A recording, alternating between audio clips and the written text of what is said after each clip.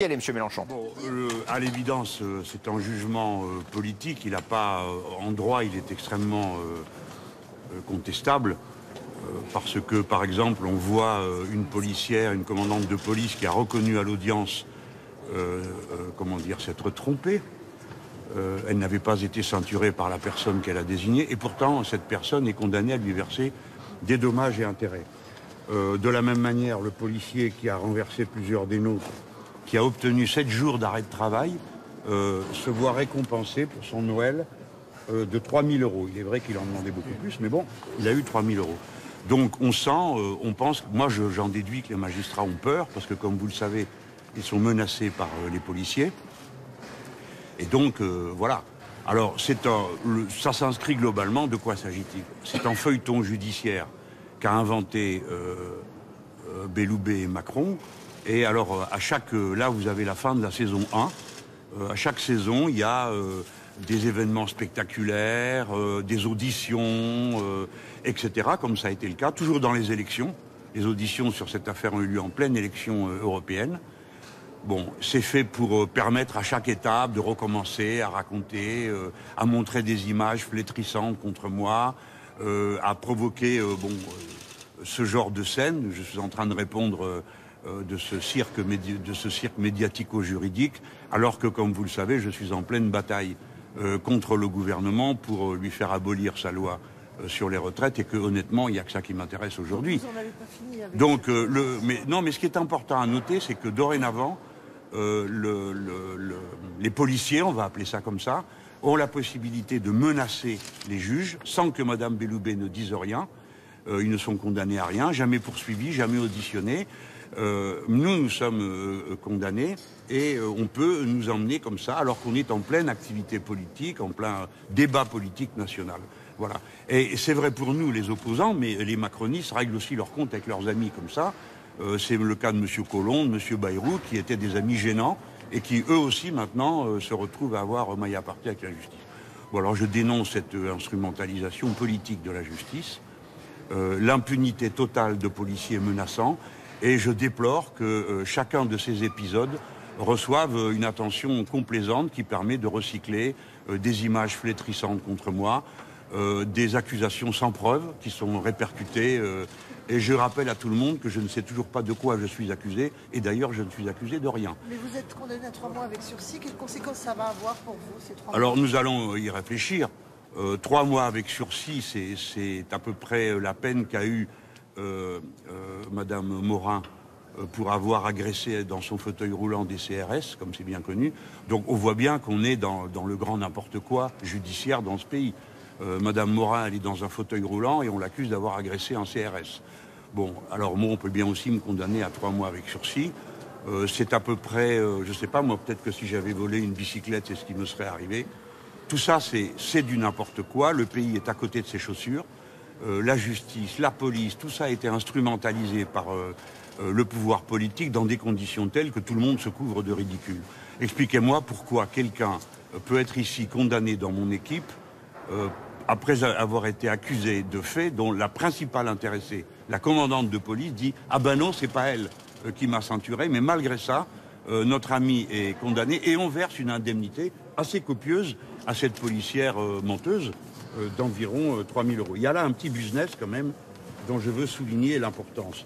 Au total, comme on appelle ça, parties civiles, c'est-à-dire les gens dont les oreilles ont été molestées par nos cris, je rappelle qu'on criait sur notre palier pour entrer chez nous, avaient demandé 130 000 €.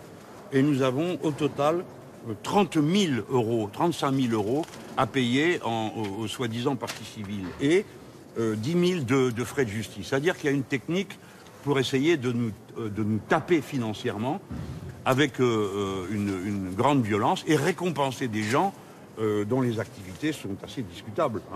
Franchement, je pense qu'on m'aime ou qu'on ne m'aime pas, quand même c'est possible, je l'admets. Mais 7 jours d'arrêt de maladie pour quelqu'un à qui j'ai crié ma personne est sacrée, plus 3 000 €, franchement, les gens vont se précipiter pour venir se faire engueuler par moi, à ce tarif-là. Vous disiez que c'était une façon de vous mettre un bâillon sur la bouche au moment du réquisitoire. Bah, évidemment, regardez, aujourd'hui nous sommes à la veille du grand mouvement qui va avoir lieu demain, une mobilisation extraordinaire. Je perds mon temps. à ces sottises, parce que nous sommes venus par respect pour la Cour, tous au grand complet. Aucune des parties civiles n'est venue, ils se contentent de prendre leur fric et de s'en aller. Hein. Ils touchent le Grisby et salut. Bon, je crois que tout le monde, les gens, je veux encore une fois qu'on m'aime ou qu'on ne m'aime pas, tout le monde comprend que c'est une comédie judiciaire pour me flétrir. Hein. Ça va permettre toute la journée de rappeler, et blablabli, et blablabla, les perquisitions, on oublie d'ailleurs pourquoi. Voilà, je pense que c'est organisé pour me donner un coup, moi, mes amis, bien sûr. Voilà, et ça, c'est déplorable, parce qu'il y a bien d'autres manières de me combattre, de mettre en cause mes idées, ma manière d'être. Pourquoi nous traîner dans les tribunaux? Vous savez combien ça vous a coûté à vous tous, cette histoire-là? Rien que cette histoire, hein. Je ne parle pas des perquisitions elles-mêmes ni rien. Mais toute cette comédie judiciaire vous a coûté 150 000 €. Ils auraient mieux fait de les donner directement aux policiers et on n'aurait plus entendu parler. Je trouve que tout ça est disproportionné et surtout je suis douloureusement surpris de voir que les magistrats finalement finissent par avoir peur. Hier, un syndicat de police les a menacés. Je ne sais pas ce que ça va donner comme résultat sur la juge à qui je veux dire toute ma solidarité, qui a été aussi gravement insultée et menacée. Je pense qu'ils finissent par avoir peur. Parce que là, c'est la première fois qu'on voit un juge du siège suivre quasiment au mot à mot les réquisitions du parquet. Les réquisitions, ça veut dire ce qui est demandé par le juge du gouvernement. L'autre jour à Marseille, pardon, vous disiez que si vous étiez condamné, vous disiez si je suis condamné, je serais fier. Vous avez dit ça l'autre jour. Bon, écoutez, il faut... Hein, je viens de Marseille, hein, comme tout le monde le sait. L'auteur de Cyrano de Bergerac est de Marseille et enterré à Marseille. Alors je vais reprendre la phrase dans la pièce de Rostand. Bon, voilà, je ne renonce pas à l'honneur d'être leur cible. Et puis c'est vrai qu'il aura fallu qu'on attende que j'ai 68 ans pour reconnaître qui je suis vraiment. Et enfin, je suis un rebelle officiel condamné pour ça à 8 000 € d'amende, après une vie commencée à l'âge de 16 ans à faire le rebelle. Donc c'est une affaire de patience. Que voulez-vous que je fasse d'autre que d'essayer de le traiter avec humour? Sinon, on en pleurerait tellement tout ça est un abaissement de la justice, de la police et du pauvre État dans lequel sont des institutions dans lesquelles la plupart d'entre nous, jusqu'à ce procès, avaient une confiance quasi totale. Mais nous avons été bien bêtes et du coup, je regarde les autres d'un autre œil. Je regarde la société d'un autre œil. Et ces institutions, je m'aperçois que souvent j'ai été trop léger. Je n'ai pas vu que la police abandonnait à des violences incroyables sur la population, ou sur certaines parties de la population, et que les tribunaux jugeaient avec une férocité de classe absolument incroyable. Vous savez, je suis condamné, mes camarades sont condamnés, mais avant moi, 3000 gilets jaunes ont été amenés en tribunal et condamnés. 1000 à de la prison ferme. 22 personnes éborgnées, c'est ça la France aujourd'hui. Quand aujourd'hui un gouvernement dans le monde prend des mesures de répression barbares, il cite la France comme exemple.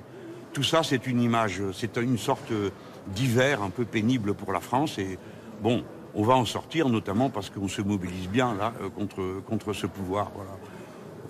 Monsieur Delevoye peut mettre à la taxe tout le pays sur les retraites et oublier une partie de ses déclarations d'intérêt. Non, ça, c'est pas un problème. Mais que moi, j'ai crié sur mon palier que ma personne est sacrée, ce qui est vrai, et que la République, c'est moi. Alors ça, oui, c'est 8 000 € d'amende. Hein, 8 000 € d'amende et puis 3 000 de dommages et intérêts. Je sais pas combien. Je vais faire le total ce soir en rentrant. Mais même si mon salaire est bon comme député, c'est plusieurs mois au total qu'on me demande. Monsieur Corbière. Pardon ? Est-ce que ça a changé votre façon de faire de la politique ? Bah, ça me rend plus amer et donc par conséquent plus critique.